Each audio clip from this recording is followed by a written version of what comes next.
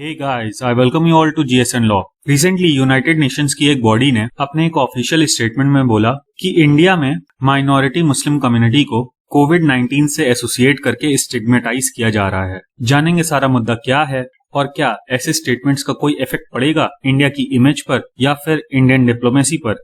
शुरू करने से पहले मैं आपको बता दूं कि आप हमसे in different social media platform से जुड़ सकते हैं और साथ ही साथ अगर आपका कोई क्वेश्चन है तो आप मुझसे कोरा पे पूछ सकते हैं।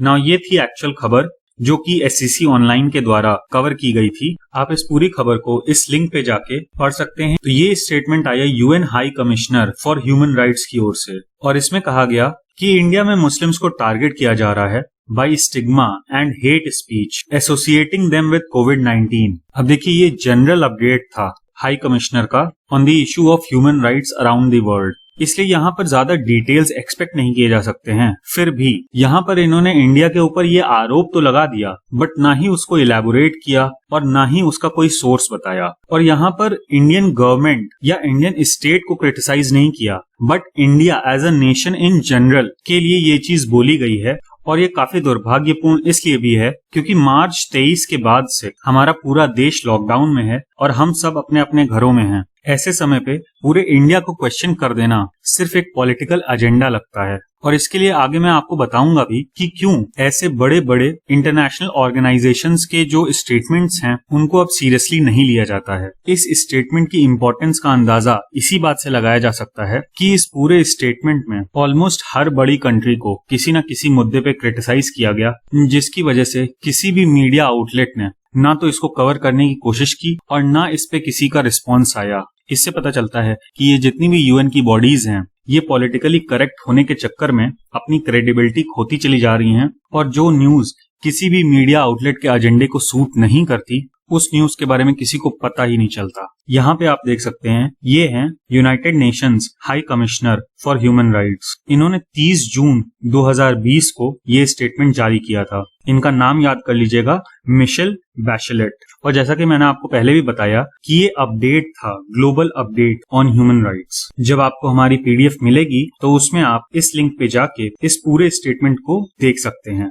आइए सबसे पहले नजर डालते हैं इस पूरे स्टेटमेंट के कुछ हाइलाइट्स पे। इसमें इन्होंने कहा, I am dismayed by the reports indicating that in many countries members of minority communities and migrants face increasing stigmatisation including in some cases by officials. इनकी स्टेटमेंट के डेप्थ का अंदाजा आप इसी से लगा सकते हैं कि इन्होंने रिपोर्ट्स पे रिलाई किया। अब ये कौन सी रिपोर्ट्स थी इसके बारे में तो कुछ नहीं पता बट हम प्रिज्यूम कर सकते हैं कि यहाँ पर मीडिया रिपोर्ट्स के बारे में बात कर रही हैं, उन्हीं मीडिया रिपोर्ट्स के बारे में जिन्होंने इनके स्टेटमेंट को कवर ही नहीं किया। यहाँ पर इन्होंने इंडिया और श्रीलंका को एक साथ रख के ये संदेश देने की कोशिश की कि हमारे यहाँ मुस्लिम माइनॉरिटी के खिलाफ डिस्क्रिमिनेशन हो रहा है, हेट स्पीच का यूज हो रहा है और उनको कोविड-19 से जोड़ के देखा जा रहा है। इसके बाद इन्होंने बुल्गारिया में रोमा एथनिक ग्रुप के बारे में बोला और इंटरेस्टिंगली सेम पैराग्राफ में पाकिस्तान को भी इंक्लूड किया गया। लेकिन पाकिस्तान में इनके पास सिर्फ हेट स्पीच का अपडेट था, जबकि उनको पता है कि हेट स्पीच से कहीं ज्यादा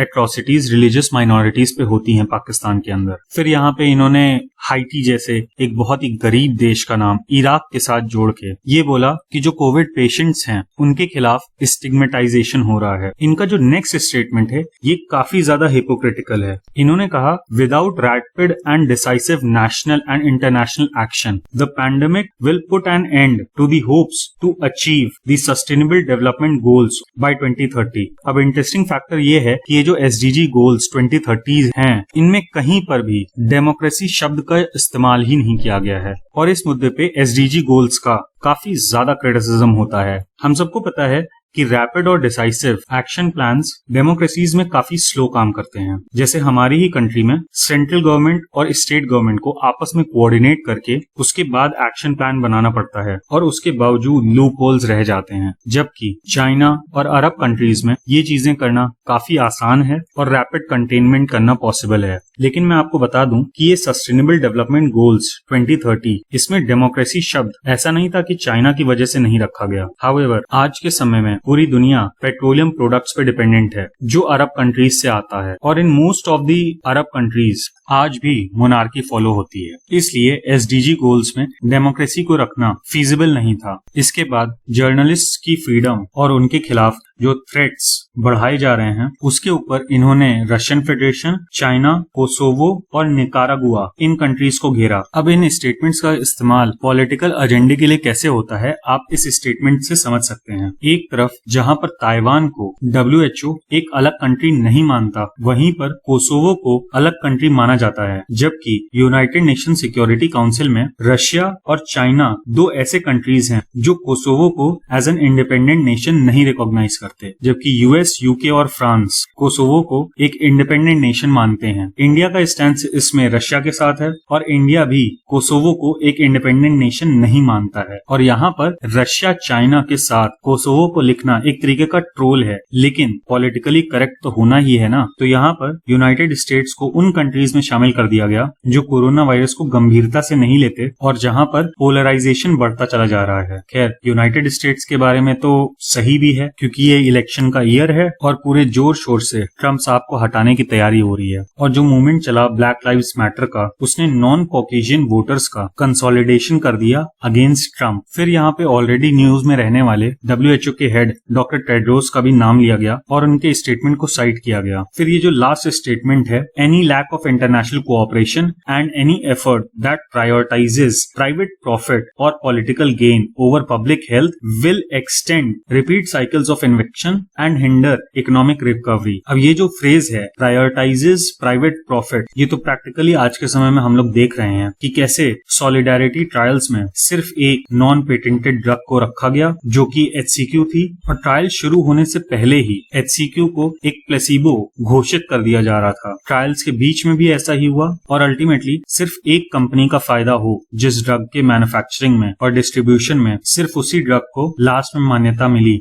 खैर, इस टॉपिक में मैं एक अलग वीडियो बनाऊंगा और जल्दी ही आपको पता चलेगा कि कैसे एक कंपनी इंडियन मार्केट में रातों रात अपने सारे कंपटीशन को खत्म कर दिया। अब देखिए, बिना वजह तो ये स्टेटमेंट इंडिया के लिए नहीं दे दिया गया, बल्कि काफी सारे कारण थे जिनकी वजह से ये स्टेटमेंट आया। सबसे पहला और फॉरमोस्ट कारण है कि जिस समय पर कोरोना वायरस के आउटब्रेक की न्यूज आई, उस समय पर एंटी CAA प्रोटेस्ट अपने पीक पे था और खासकर शाहीन बाग जैसी जगहों पे प्रोटेस्टर्स को लगा कि कोरोना वायरस की आड़ में गवर्नमेंट उनके प्रोटेस्ट को खत्म करना चाहती है। और देखिए, किसी भी प्रोटेस्ट को सक्सेसफुल होने के लिए दो चीजें बहुत ही महत्वपूर्ण होती हैं। एक कि उस प्रोटेस्ट की कांस्टेंट फंडिंग हो रही हो, और दूसरा कि जो मेजॉरिटी है और जो प्रोटेस्टर्स हैं वो सेम आइडियाज को शेयर कर रहे हो। फॉर एग्जाम्पल, अगर हम लोग 2011 के अन्ना आंदोलन की बात करते हैं तो उस समय पर मेजॉरिटी ऑफ पीपल के अंदर ये भावना थी कि भारत में करप्शन हो रहा है और उस करप्शन से उनकी नॉर्मल लाइफ इफेक्ट हो रही है,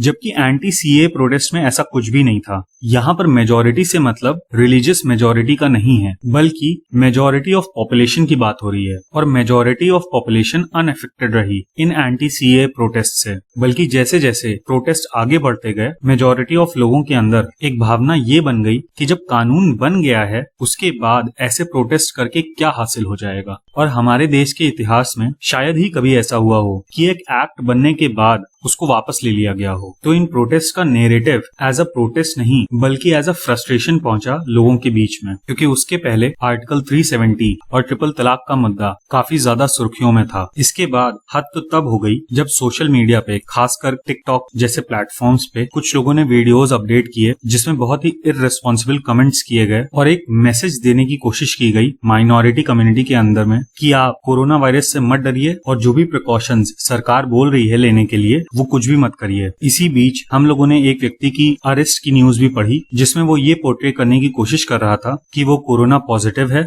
और करेंसी नोट्स पे अपना म्यूकस लगा रहा है। तो इन सभी फैक्टर्स ने हमारे समाज में एक रिफ्ट ला दिया। But we are a mature democracy. इतने बड़े देश में छोटी मोटी घटनाओं के अलावा बाकी सब जगह लोगों ने धैर्य से काम लिया, और सबसे अच्छी बात ये रही कि जो भी फिजिकल वायलेंस या क्लैशेस हुए वो अथॉरिटीज और लोगों के बीच में हुए। दिल्ली में जो भी राइट्स हुए थे उसके बाद से लोगों में आपस में राइट्स नहीं हुए। तो ये हेट स्पीच और स्टिग्मेटाइजेशन वाली बात काफी एब्सर्ड प्रतीत होती है। फिर बात आती है तबलीगी जमात इशू की, और इस इशू की मिसहैंडलिंग में काफी सारे लोगों का हाथ था। क्योंकि देखिए Tablighi Jamaat in itself is a culturally extremist organisation, तो उनसे रिस्पॉन्सिबल बिहेवियर की उम्मीद नहीं की जा सकती। लेकिन गवर्नमेंट से और जो लोकल अथॉरिटीज हैं उनसे ये एक्सपेक्ट किया जाता है कि वो ऐसी फ्रेजाइल सिचुएशंस में जल्दी जल्दी एक्शन लें। ये द ट्रिब्यून का एक बहुत ही अच्छा आर्टिकल है जिसमें डिटेल्ड वे में एक्सप्लेन करने की कोशिश की गई है कि कैसे अथॉरिटीज ने नजरअंदाज किया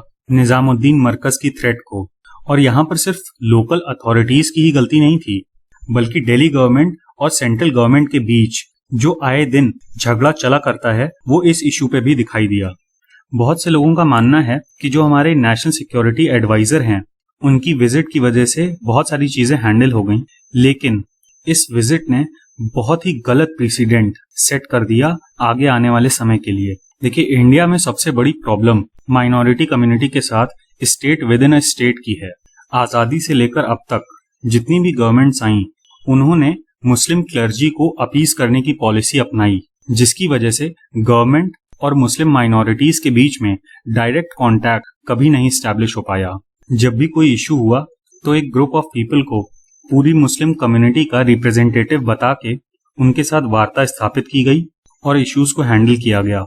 2014 में सत्ता में आने से पहले बीजेपी ने हमेशा इस अपीजमेंट की पॉलिटिक्स को अपोज किया, लेकिन आज जब वो खुद गवर्नमेंट में हैं तो उन्होंने उसी पॉलिसी को आगे भी जारी रख रखा है।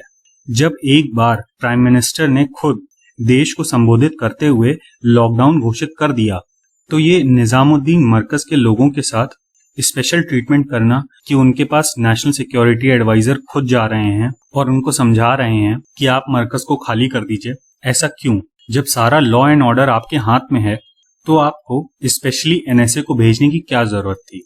फिर अगर एंटी सीए प्रोटेस्ट के दौरान प्रोटेस्टर्स ये मांग कर रहे हैं कि गवर्नमेंट के रिप्रेजेंटेटिव्स आएं और उनसे बात करें तो वो क्या ही गलत कर रहे थे? उन्होंने तो आपकी ये पॉलिसी हमेशा से देखी और उसी पॉलिसी के हिसाब से वो डिमांड्स अपनी रख रहे थे। और देश की मीडिया ने बहुत ही हीरोइक ऑरा बनाने की कोशिश की, जबकि ऐसी पिक्चर्स सामने आ रही थी जिसमें एनएसए खुद डायरेक्ट फिजिकल कांटेक्ट में थे ऐसे लोगों के साथ जो कि कोरोना पॉजिटिव हो सकते थे। किस गट्स के साथ आप माइनॉरिटी कम्युनिटी को ये बोल सकते हैं कि आप सोशल डिस्टेंसिंग का पालन करिए, आप मास्क लगाइए, जबकि आप खुद उन प्रिकॉशनरी मेजर्स का पालन नहीं कर रहे हैं। इसके अलावा और भी कॉन्ट्राडिक्टरी रिस्पॉन्सेज देखने को मिले गवर्नमेंट की तरफ से, जैसे कि लॉकडाउन का अनाउंसमेंट 4 मार्च तक गवर्नमेंट के पास सफिशिएंट इंटेलिजेंस आ चुका था कि कोरोना वायरस आने वाले समय में एक बहुत ही बड़ी समस्या बनने वाला है। इसी वजह से प्राइम मिनिस्टर, होम मिनिस्टर, यहाँ तक कि हेल्थ मिनिस्टर तक ने ट्वीट करके ये बताया था कि वो किसी भी होली से रिलेटेड इवेंट में पार्ट नहीं लेंगे।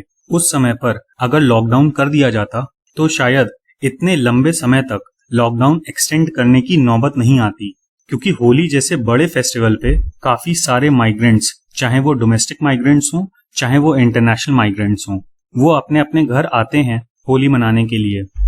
उसी समय पर अगर लॉकडाउन इम्प्लीमेंट कर दिया जाता तो जो माइग्रेंट्स के इशू का स्पिल ओवर हुआ वो बहुत हद तक टाला जा सकता था। लेकिन सच्चाई ये भी है कि अगर गवर्नमेंट उस समय पर कुछ ऐसा करती तो एज मेंबर्स ऑफ पब्लिक हम लोग उसको उतना सीरियसली नहीं लेते और गवर्नमेंट के एक्शन को ओवर रिएक्शन मान लिया जाता। लेकिन वोट बैंक भी ध्यान रखना था, और अगर उस समय पर ये सब चीजें हो जाती तो बाद में आने वाले जो इस्लामिक फेस्टिवल्स हैं उन पे अगर गवर्नमेंट गाइडलाइंस निकालती तो उस पे सवाल नहीं उठते। इसी बीच मध्य प्रदेश में पॉलिटिकल क्राइसिस आया और नई गवर्नमेंट की स्वेरिंग इन हुई, जिसमें पूरे देश ने देखा कि किसी भी प्रकार की सोशल डिस्टेंसिंग या कोई भी प्रिकॉशनरी मेजर्स नहीं लिए गए। और जाहिर सी बात है अगर गवर्नमेंट के ऐसे ही डबल स्टैंडर्ड्स रहेंगे तो उस पे सवाल क्यों नहीं उठेंगे। अब हम बात करते हैं इंटरनेशनल पॉलिटिक्स की। आज के समय में राइट विंग, लेफ्ट विंग, इन सब शब्दों की डेफिनेशंस काफी बदल गई हैं। अगर हम राइट विंग और लेफ्ट विंग की ओरिजिनल डेफिनेशन के बारे में बात करें तो ये शब्द फ्रेंच रेवोल्यूशन के दौरान काफी फेमस हुए थे। उस समय पे राइट विंग का अर्थ होता था वो पार्टी या वो पक्ष जो कि सत्ता में हो, और लेफ्ट विंग का अर्थ होता था जो कि ऑपोजिशन में हो। लेकिन आज के परिप्रेक्ष्य में इन शब्दों के लिए एक सेट ऑफ रूल्स रख दिए गए हैं कि आप अगर इन प्रिंसिपल्स को फॉलो करते हैं तो आप राइट विंग हैं, और अगर आप इन प्रिंसिपल्स को फॉलो करते हैं तो आप लेफ्ट विंग हैं। ज्यादातर जो मीडिया हाउसेज हैं या फिर प्रेशर ग्रुप्स हैं वो लेफ्टिस्ट आइडियोलॉजी को सब्सक्राइब करते हैं और एक लेफ्ट लिबरल बिलीफ सिस्टम को ही आइडियल सिस्टम दिखाने की कोशिश करते हैं। और इसमें हमारे डोमेस्टिक जो मीडिया हाउसेज हैं या जो डोमेस्टिक इंटेलिजेंसिया है वो भी पीछे नहीं है। ऐसे लोग वेस्टर्न पॉलिटिकल थॉट को इंडिया में इंपोर्ट करते हैं और हर चीज को यहाँ पर भी अप्लाई करने की कोशिश करते हैं। फॉर एग्जाम्पल, एक लेफ्ट लिबरल बिलीफ सिस्टम में नेशनलिज्म की कोई जगह नहीं है और लेफ्ट लिबरल्स का मानना है कि नेशनलिज्म सबसे बड़ा हिंड्रेंस है इन दी वे ऑफ वर्ल्ड पीस। लेकिन ये जो एंटी नेशनल सेंटिमेंट है ये हर देश पे इक्वली नहीं एप्लीकेबल हो सकता। जब से 2016 में डोनाल्ड ट्रंप सत्ता में आई हैं तब से एंटी नेशनलिस्ट सेंटिमेंट काफी ज्यादा बढ़ गया है, क्योंकि अपने पॉलिटिकल भाषणों में ट्रंप साहब ने एक बेतुकी सी प्रॉमिस कर दी थी कि हम यूएस और मेक्सिको के बीच में एक दीवार बना देंगे इलीगल इमिग्रेशन को रोकने के लिए।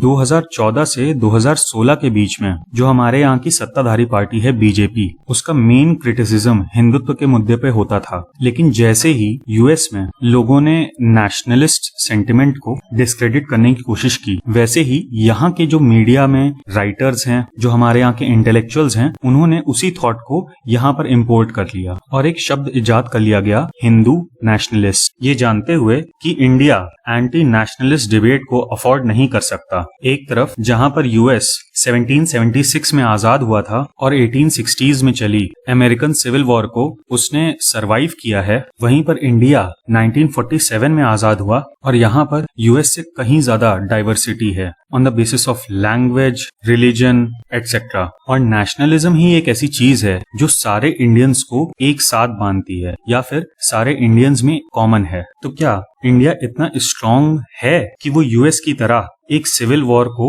सरवाइव कर सके? आजादी के बाद से बहुत कुछ चेंज हुआ है। फॉर एग्जाम्पल, जो कास्ट का डिवीजन था वो अब अर्बन एरियाज में उतना नहीं देखने को मिलता, लेकिन जो इंटीरियर एरियाज हैं या जो विलेजेस हैं वहां पर अभी भी जो रेसिडेंशियल सेटलमेंट्स हैं वो कास्ट के हिसाब से डिवाइडेड हैं और हर कास्ट की अपनी एक कॉलोनी होती है। ऐसे में सिर्फ राष्ट्रवाद ही एक ऐसी चीज है जो हर इंडियन को एक साथ बांध के रखती है। और ये मैकॉले की शिक्षा पद्धति का ही असर है कि आज भी हम किसी फॉरेनर की कही हुई बात को या किसी फॉरेन राइटर की कही हुई बात को सही मानते हैं एज कम्पेयर टू जो हमारे डोमेस्टिक राइटर्स हैं। वो स्लेव माइंडसेट अभी भी हमारे दिमाग से नहीं गया है, जहां पर हम लोग वेस्ट को सुपीरियर मानते हैं। जैसे हम लोगों का मानना है कि वेस्ट में रिलीजियस राइट्स नहीं होते, चलिए मान लेते हैं कि वेस्ट में रिलीजियस राइट्स नहीं होते, लेकिन एक जो वायलेंस की लस्ट होती है वो वेस्ट में भी उतनी ही है जितनी हमारे यहाँ है। और ह्यूमन सोसाइटी का एक इंट्रिंसिक कैरेक्टरिस्टिक है कि वो खुद को किसी न किसी बेसिस पे डिवाइड कर लेती है और एक वर्ग अपने आप को दूसरे वर्ग से सुपीरियर समझता है। अब जब यूएस रिलीजन और रेस से ऊपर उठ चुका है, फिर भी अभी भी वहां पर एंटीफा जैसी ऑर्गेनाइजेशंस जन्म लेती हैं और सालों से डोरमेंट हो चुके वाइट सुप्रीमेसिस्ट मूवमेंट को फिर से अपना दुश्मन बना लेती है। और कैजुअलिटीज तो हो ही रही है ना, चाहे वो रिलीजियस ग्राउंड्स पे हो, चाहे वो जिस भी डिवीजन के ग्राउंड पे हो। अब देखिए, लेफ्ट लिबरल थॉट के साथ सबसे बड़ी प्रॉब्लम ये है कि वो हर डिस्ट्रेस्ड डाइवर्स ग्रुप को एक साथ लाके और जो मार्क्सियन रेवोल्यूशन है उसको लाने की कोशिश करते हैं। और जब वो ग्रुप्स इनके साथ आ जाते हैं तो उनके ऊपर अपना पूरा का पूरा बिलीफ सिस्टम थोपने की कोशिश की जाती है। इसका जो सबसे पहला एग्जाम्पल हमको दिखा वो था टाटार बोल्शेविक मूवमेंट का। फर्स्ट वर्ल्ड वॉर में ऑटोमन एम्पायर के बिखरने के बाद रशिया के जो बोल्शेविक कम्युनिस्ट थे उनको लगा कि अगर वो एक्सट्रीमिस्ट इस्लामिस्ट एलिमेंट्स के साथ पैक्ट कर लेते हैं तो उनको फ्री में मर्सनरीज मिल जाएंगे पूरी दुनिया में कम्युनिज्म फैलाने के लिए। जबकि कम्युनिज्म वही आइडियोलॉजी है जो रिलीजन को सिरे से खारिज करती है, जबकि जो इस्लामिक फोर्सेस की जियोपॉलिटिक्स थी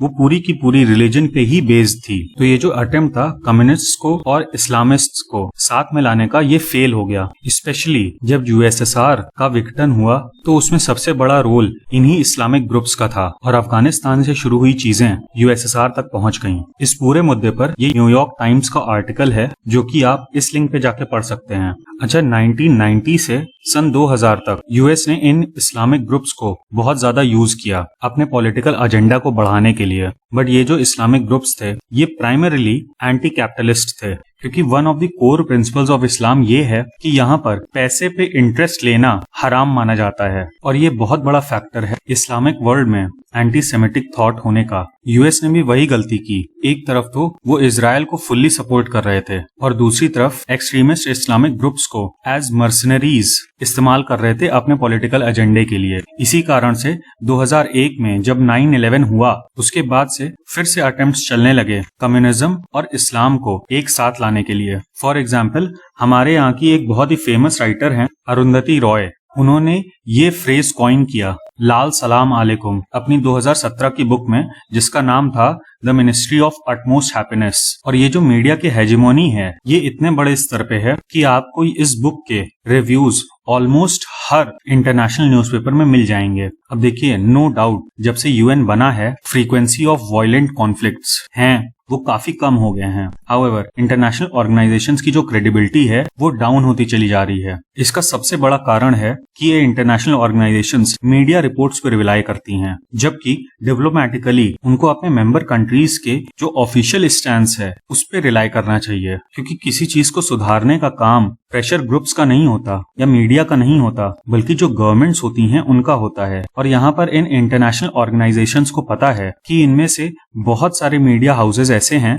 जो कि स्टेट स्पॉन्सर्ड हैं। For example, Al Jazeera. India में तो अल जजीरा का इशू हुआ ही था, जहां पर गवर्नमेंट ऑफ इंडिया ने इनका सिक्योरिटी क्लियरेंस सस्पेंड कर दिया था फॉर मिस रिपोर्टिंग इन कश्मीर। इसके अलावा अल जजीरा को अरब कंट्रीज ने भी बैन कर दिया था, ये कहते हुए कि अल जजीरा ईरान फंडेड जो टेररिस्ट ऑर्गेनाइजेशंस हैं उनको प्रमोट करता है। और इन सब चीजों के बावजूद एक जो लेफ्ट लिबरल इकोसिस्टम में बहुत बड़े मीडिया एंकर हैं जॉन ऑलिवर, वो रशिया टुडे को तो स्टेट स्पॉन्सर्ड बताते हैं लेकिन अल जजीरा की रिपोर्ट्स को अपने एपिसोड्स में साइट करते हैं। इसके अलावा वेरियस रैंकिंग्स हैं जिसमें प्रेस फ्रीडम की रैंकिंग होती है और भी बहुत सारी चीजों की रैंकिंग होती है। इनमें से कुछ रैंकिंग्स में तो इंडिया को अफगानिस्तान जैसे देशों से भी नीचे दिखा दिया जाता है, और एक कोई रैंकिंग आती है तो उसको बहुत सारे लोग पेडल करने लगते हैं। और कभी भी किसी भी न्यूज आर्टिकल को पढ़ते समय हमेशा उसके एंड में जरूर पढ़िएगा कि कहीं उसमें सिंडिकेट फीड नाम का शब्द तो नहीं इस्तेमाल हुआ है। लेफ्ट लिबरल मीडिया हाउसेस अपनी खुद की न्यूज लिखते भी नहीं हैं और सिंडिकेट फीड बता के एक ही न्यूज को डिफरेंट वेबसाइट्स पे कॉपी पेस्ट कर देते हैं। मीडिया के अलावा एक जो दूसरा सबसे बड़ा कारण है वो है लॉबिंग। किसी भी पोस्ट के इलेक्शन से पहले जो कंट्रीज के बीच में लॉबिंग होती है वो भी इंटरनेशनल ऑर्गेनाइजेशंस की जो क्रेडिबिलिटी है उसको डाउन करती है। हालांकि सरपंच से लेकर प्रेसिडेंट तक हर एक इलेक्शन में लॉबिंग तो चलती ही है, लेकिन यूनाइटेड नेशंस के जितनी भी ऑफिशियल पोस्ट्स हैं उनमें पॉलिटिकल बैकग्राउंड के लोगों को ज्यादा रखा जाता है। और ये जो ऑफिस बियरर्स हैं इनका खुद का एक पॉलिटिकल बायस होता है, specially on the basis of ideology, जिसको कि मैं आगे एक्सप्लेन करूंगा। और देखिए, आजकल की डिप्लोमेसी में जो बयानबाजी होती है उसका कोई भी ज्यादा मतलब नहीं रह गया है। इसका सबसे बड़ा एग्जाम्पल हमने यूएस और नॉर्थ कोरिया के बीच जो टेंशन्स हुई उनमें देखा। एक समय पर मिस्टर ट्रम्प और मिस्टर किम एक दूसरे को बताने की कोशिश कर रहे थे कि उनकी टेबल पे न्यूक्लियर बटन है, और उसी के कुछ समय बाद दोनों लोग आपस में गले मिल रहे थे। और आजकल के डिप्लोमैट्स को पता है कि आपस में उनके बीच में हुए नेगोशिएशंस वो अलग हैं और उनके देश की जो पॉलिटिकल लीडरशिप है उसके स्टेटमेंट्स अलग हैं, क्योंकि जो पॉलिटिकल लीडरशिप है उसको अपना वोट बैंक भी देखना होता है और अपनी लीडरशिप को स्ट्रांगली पोर्ट्रे करना होता है जनता के बीच में। लेकिन इन सब चीजों की वजह से इंटरनेशनल डायस्पोरा में बातों की कोई भी वैल्यू नहीं रह गई है। अब देखिए, आपने एक शब्द सुना होगा, न्यू वर्ल्ड ऑर्डर। अब आज का जो न्यू वर्ल्ड ऑर्डर है उसमें बहुत ही ज्यादा इम्बैलेंस हुआ चला जा रहा है, और ये इम्बैलेंस ऑफ पावर इंडिया जैसी मिक्स्ड इकोनॉमीज के लिए बिल्कुल भी अच्छा नहीं है, क्योंकि हमें कैपिटलिज्म और सोशलिज्म दोनों की ही जरूरत है। अब मैं आपको यूएन के अंदर ये जो इम्बैलेंस ऑफ पावर है ये किस प्रकार से काम करता है आपको बताने की कोशिश करूंगा। 1919 में एक ऑर्गेनाइजेशन एस्टैब्लिश हुई थी, कम्युनिस्ट इंटरनेशनल। इस ऑर्गेनाइजेशन का मेन मोटिव था पूरी दुनिया को एक कम्युनिस्ट रिजीम के अंदर में लेके आना। हाउएवर, ये जो टर्म है कम्युनिज्म ये सबको अच्छा नहीं लगता था, इसलिए इसका नाम 1951 में चेंज कर दिया गया। तब से इसका नाम है सोशलिस्ट इंटरनेशनल। सन 2013 में इन लोगों को लगा कि सोशलिस्ट शब्द भी इनको उतना वाइडर एक्सपोजर नहीं देगा, तो इन्होंने एक नई ऑर्गेनाइजेशन बनाई, प्रोग्रेसिव अलायंस। हालांकि प्रेजेंटली ये दोनों ही ऑर्गेनाइजेशंस एक्टिव हैं। खास बात यह है कि इन सारी ऑर्गेनाइजेशंस में वो पॉलिटिकल पार्टीज पार्टिसिपेट करती हैं जो डिफरेंट कंट्रीज में बेस्ड तो हैं, बट उनकी आइडियोलॉजी सोशलिज्म की है। यानी कि ये पॉलिटिकल पार्टीज अपने खुद के इंटरनेशनल रिलेशंस एस्टैब्लिश करती हैं आइडियोलॉजी के बेसिस पर, despite the policies of their home country. और इस तरह से इन सारी पार्टीज के लिए देश की डिप्लोमेटिक पॉलिसी से ऊपर इनकी खुद की आइडियोलॉजी है। तो जाहिर सी बात है कि ऐसी पार्टीज नेशनलिज्म को अपोज करेंगी ही। और जैसे हमारे देश में सोशलिज्म के नाम पे बनी पॉलिटिकल पार्टीज ने सिर्फ और सिर्फ अपने परिवार और रिश्तेदारों का फायदा किया, उसी तरह से सोशलिज्म में काफी सारे बोगस एलिमेंट्स हैं जिनका मकसद चाइना या फिर रशिया की तरह एक इलीट क्लास बना लेने का है ताकि कॉमन पब्लिक को डिसीजन मेकिंग प्रोसेस से दूर रखा जा सके। और इसके लिए आजकल ये लोग शब्द इस्तेमाल करने लगे हैं सोशलिस्ट डेमोक्रेटिक। अब इन सोशलिस्ट ऑर्गेनाइजेशंस के इन्फ्लुएंस का अंदाजा आपको इन 4 नामों से ही लग जाएगा। ये जितनी भी पॉलिटिकल पार्टीज हैं ये सब सोशलिस्ट इंटरनेशनल के मेंबर हैं। सबसे पहले उनके बारे में बात करते हैं जिनका स्टेटमेंट हम इस वीडियो में एनालाइज कर रहे हैं। मिशेल बैचेलेट चिली की हैं और वहां पर ये सोशलिस्ट पार्टी ऑफ चिली को बिलोंग करती थी। सेम केस हमारे WHO के हेड का है जो टिग्रे पीपल्स लिबरेशन फ्रंट को बिलोंग करते थे। और इस पॉलिटिकल पार्टी का बहुत ही ज्यादा वॉयलेंट इतिहास रहा है और शुरुआती दिनों में इनको फार लेफ्ट या फिर एक्सट्रीमिस्ट माना जाता था। आगे के नामों को डिस्कस करने से पहले मैं आपको बता दूं कि UN के अंदर में 6 प्रिंसिपल ऑर्गन्स हैं। इसमें से जो ट्रस्टीशिप काउंसिल है वो अब इनएक्टिव है, जबकि इंटरनेशनल कोर्ट ऑफ जस्टिस में एक्स जुडिशियल मेंबर्स का इन्वॉल्वमेंट होता है, तो इसमें पॉलिटिकल इंटरफेरेंस प्राइमा फेसी नहीं माना जा सकता। उसके बाद जो UN सिक्योरिटी काउंसिल है इसकी लीडरशिप टाइम बाय टाइम बदलती रहती है अमंग इट्स मेंबर्स, तो रोटेशन की पॉलिसी में पॉलिटिकल इंटरफेरेंस बहुत हद तक कम होता है। तो ये जो 3 ऑर्गेनाइजेशंस बची इनकी लीडरशिप इलेक्शंस और लॉबिंग के बेसिस पर होती है। अच्छी बात यह है कि जो UN जनरल असेंबली है उसके प्रेसिडेंट तिजानी मोहम्मद बंदे ये एक एपॉलिटिकल व्यक्ति हैं। बची हुई इन दोनों ऑर्गेनाइजेशंस में जो इनके हेड्स हैं वो सोशलिस्ट्स हैं। प्रेजेंटली जो UN के जनरल सेक्रेटरी हैं एंटोनियो गुटरेस, ये पोर्टुगीज सोशलिस्ट पार्टी के मेंबर थे। और आपको जान के ये आश्चर्य होगा कि ये सोशलिस्ट इंटरनेशनल के प्रेसिडेंट रह चुके हैं। अगर कायदे से देखा जाए तो इनका अपॉइंटमेंट ही US की डिप्लोमेसी को एक बहुत बड़ा झटका था। उसके बाद है मोना जूल, ये United Nations economic and social council की प्रेसिडेंट हैं और ये नॉर्वे की लेबर पार्टी को बिलोंग करती हैं। और लेबर पार्टी की भी आइडियोलॉजी सोशलिज्म से रिलेटेड है। एटलीस्ट US के इलेक्शंस में ये चीज अच्छी हुई कि बर्नी सैंडर्स डेमोक्रेटिक पार्टी के नॉमिनी नहीं बन पाए, क्योंकि अगर वो गलती से भी US के प्रेसिडेंट बन जाते तो वर्ल्ड ऑर्डर में सोशलिज्म के फेवर में जो इम्बैलेंस है वो काफी ज्यादा बढ़ जाता। इसके साथ साथ हमको इकोनॉमिक्स का भी ध्यान रखना होगा, क्योंकि at the end of the day पूरी दुनिया पैसे पे ही चलती है। और रिसेंट हिस्ट्री में ये ट्रेंड देखा गया है कि जो कंट्री इकोनॉमिक सुपर पावर बन जाती है बाकी कंट्रीज उसी के मॉडल को अपने यहाँ लागू करने की कोशिश करती हैं। जैसे USA के सुपर पावर बनने के बाद बहुत सारी कंट्रीज ने डेमोक्रेसी को इसीलिए अपनाया क्योंकि US एक आइडियल कंट्री था जो इकोनॉमिक सुपर पावर बन चुका था और साथ ही साथ टेक्नोलॉजिकली भी बहुत आगे था। उसी तरह से अगर आने वाले समय में चाइना का डोमिनेंस वर्ल्ड इकोनॉमी में बढ़ता है तो काफी कंट्रीज वही मॉडल अपनाने की कोशिश करेंगी। और आपको अच्छे से पता है कि चाइना का जो मॉडल है वो कितना ज्यादा डिस्टोपियन और डेस्पोटिक लेवल का है। एक ऐसी कंट्री जहां पर इंडिविजुअल फ्रीडम की डेफिनेशन शायद ही किसी को पता हो। फिलहाल के लिए इंडिया की डिप्लोमेसी सही ट्रैक पे चल रही है और आगे आने वाले समय के लिए हमें और भी ज्यादा नए एलाइज ढूंढने पड़ेंगे। ये था हमारा एनालिसिस इस पूरे टॉपिक का। ये वीडियो थोड़ा लंबा जरूर हो गया, बट इसमें हमने डोमेस्टिक पॉलिटिक्स और इंटरनेशनल रिलेशंस के काफी टॉपिक्स कवर कर लिए। उम्मीद है कि आपको ये वीडियो पसंद आया होगा। इस वीडियो का PDF आपको हमारे टेलीग्राम चैनल पे मिल जाएगा। और हाँ, please don't forget to like, share and subscribe. Thank you. जय हिंद।